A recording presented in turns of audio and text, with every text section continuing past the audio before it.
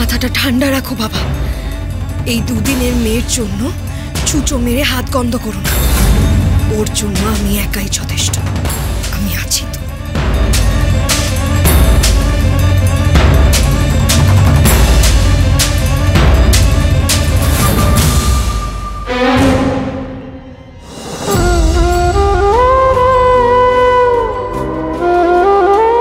বাবা বেঁচে আছে।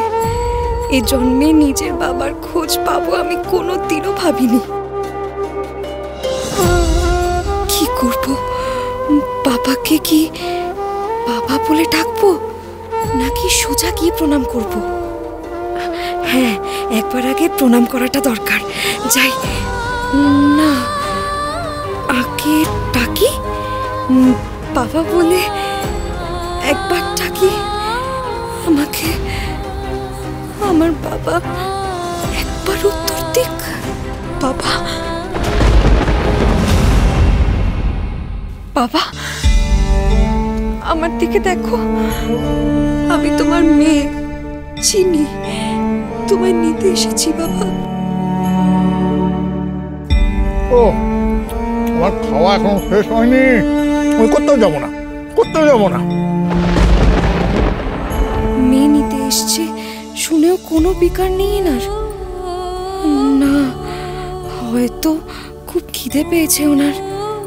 আরে অনেকদিন হয়তো খেতে পাইনি।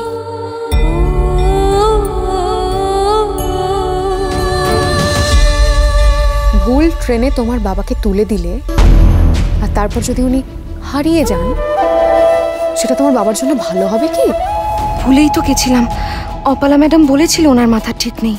আমাকে অন্যভাবে বোঝাতে হবে। বাবা, বাবা বলছিলাম কি, এখানে তো বেশিক্ষণ থাকা যাবে না। তুমি আমার সাথে চলো। ওখানে তো বিয়ে বাড়ি হচ্ছে, ওখানে অনেক খাবার আছে। তোমার যত ইচ্ছে তত খেও, কেমন? তুমি চলো এখন আমার সাথে। এটাই তো গেছিলাম বিয়ে বাড়িতে, আমাকে খেতে দিল না, জোর করে নিয়ে এলো। এখন না খেয়ে আমি কোথাও যাবো না। আপনি বিয়ে বাড়িতে খেতে গেছিলেন? আর কোনো কারণ ছিল না? আর কি কারণ থাকবে শুনি? আবার পাবো বলেই তো গেছিলাম। কে আপনি? বলুন কে আপনি, সত্যি করে বলুন, না হলে কিন্তু বিপদে পড়ে যাবে, বলে দিচ্ছি।